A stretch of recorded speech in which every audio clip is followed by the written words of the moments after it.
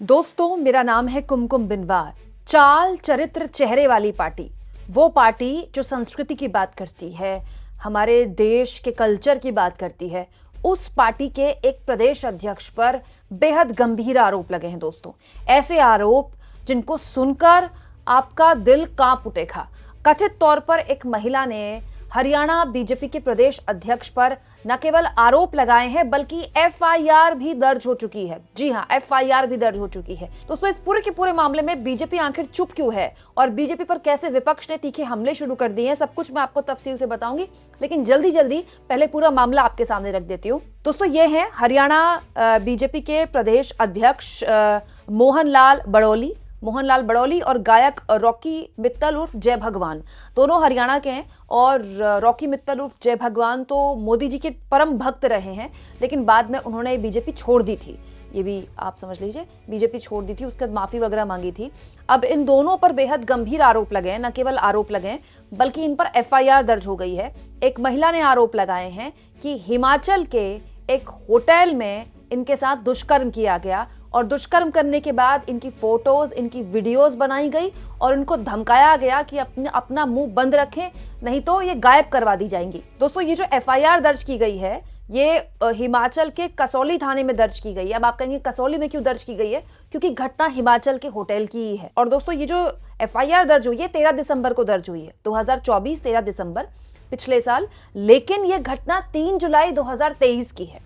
3 जुलाई 2023 की घटना, लेकिन एफआईआर दिसंबर में दर्ज की गई है। और दोस्तों, ये जो मामला हुआ है ये बताया जा रहा है हिमाचल प्रदेश पर्यटन विकास निगम HPTDC के रोज कॉमन होटल एक जाना माना होटल है, वहां ये घटना हुई है, ये बताया जा रहा है। इस एफआईआर में क्या कुछ कहा गया है, पीड़िता ने क्या कुछ कहा है हरियाणा के बीजेपी के प्रदेश अध्यक्ष पर, ये तो मैं आपको बताऊंगी। लेकिन ये बता देती हूँ दोस्तों कि हरियाणा के बीजेपी के प्रदेश अध्यक्ष बेहद ही करीबी है मोदी जी के और इनको संघ के बैकग्राउंड का माना जाता है।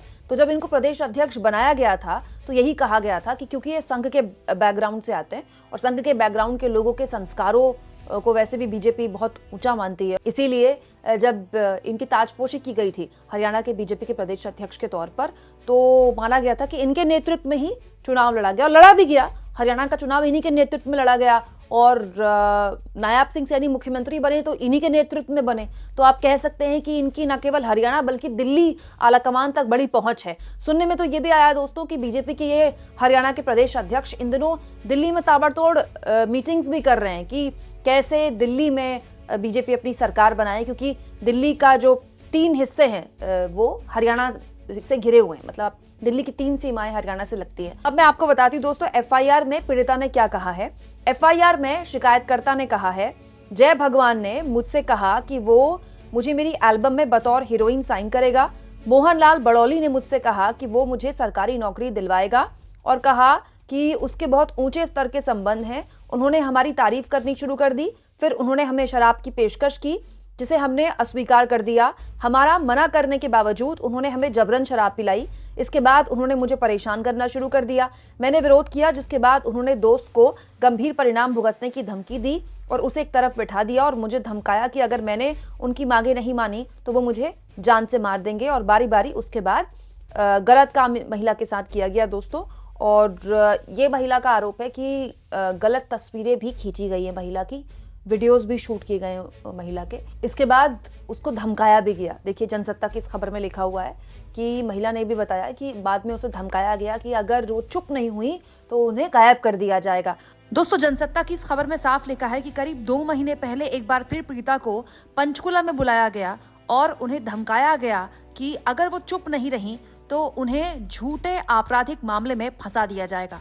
लेकिन महिला ने आखिरकार दिसंबर में एफआईआर दर्ज की और अब दिल्ली चुनाव के बीचों बीच ये पूरा का पूरा मामला मीडिया में है। अब ये पूरा का पूरा मामला जब मीडिया में आया, जाहिर तौर पर बहुत संगीन मामला है दोस्तों। एक प्रदेश के अध्यक्ष, जहां पर आपकी सरकार है, मतलब आप सोचिए कि पूरे के पूरे प्रदेश का संगठन आपके अंतर्गत आता है और प्रदेश को लेकर कोई भी बात अगर आपको करनी होगी तो सीधे जेपी नड्डा को आप फोन मिलाते होंगे ना, क्योंकि राष्ट्रीय अध्यक्ष जेपी नड्डा है। तो प्रदेश अध्यक्ष को अगर कोई बात करनी होगी तो वो जेपी नड्डा से ही बात करेंगे और किससे करेंगे। और प्रदेश अध्यक्ष जो भी नियुक्त होते हैं वो पार्टी आलाकमान के कहने पर ही नेतृत्व उनको दिया जाता है प्रदेश का। तो इंडियन एक्सप्रेस की खबर बताती है कि जब मोहनलाल बड़ौली से बात की गई इस पूरे के पूरे मसले पर, मीडिया ने उनसे बात की तो उन्होंने कहा कि ये सब निराधार आरोप हैं, ऐसा कुछ नहीं है, मुझे नहीं पता कि ये सब क्या है, ऐसी एफआईआर में हेराफेरी भी हो सकती है, हो सकता है दिल्ली में होने वाले चुनाव के कारण ऐसी फर्जी एफआईआर प्रसारित की जा रही हो।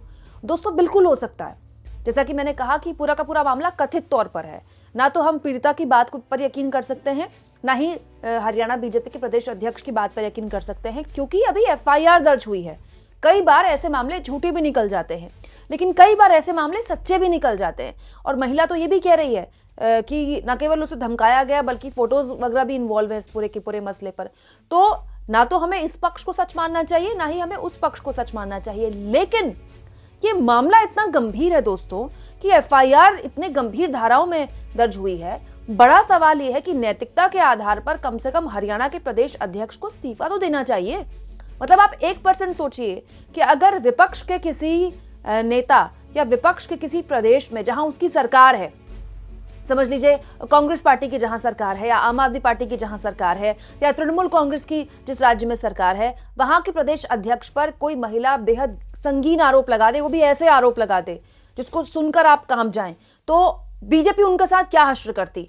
अब तक वो जेल में डाल दिया गया होता। और ये तो नैतिकता भी कहती है दोस्तों राजनीति की कि अगर इतने गंभीर आरोप आप पर किसी ने लगाए, एफआईआर आप पर हो गई है, तो कम से कम आप इस्तीफा तो दे दीजिए।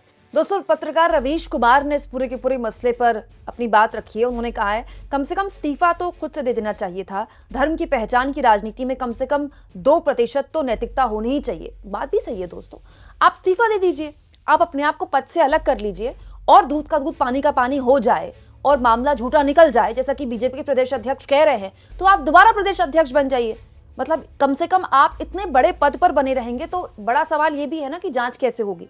और दूसरा बड़ा सवाल दोस्तों हिमाचल पुलिस पर भी है कि हिमाचल पुलिस ने एफआईआर दर्ज दिसंबर में कर दी, तो अब ये पूरा का पूरा मामला मीडिया में कैसे आया? हो सकता है कि स्थानीय लेवल पर आया हो, लेकिन अब राष्ट्रीय स्तर पर आ रहा है। और अब जब मामला राष्ट्रीय स्तर पर मीडिया के आगे आ गया है तो हिमाचल पुलिस को भी इस पूरे के पूरे मामले में सख्त एक्शन लेना चाहिए, क्योंकि हिमाचल प्रदेश की सरकार प्रतिबद्ध है इस तरह के मामलों में, बहुत संगीन मसले में है। सुप्रीम कोर्ट ने बेहद गंभीर गाइडलाइंस इस तरह के मसलों में जारी की है, तो हम उम्मीद करते हैं कि निष्पक्ष जांच इस पूरे के पूरे मामले में होगी। और सबसे ज्यादा तो हम उम्मीद करते हैं दोस्तों बीजेपी से कि कम से कम बीजेपी इस पूरे के पूरे मामले में, एक प्रदेश अध्यक्ष पर इतने गंभीर आरोप लगे हैं तो कुछ नहीं तो पहली चीज एक इस्तीफा तो ले लें, उनको इतने रसूखदार पद से तो हटाया जाए।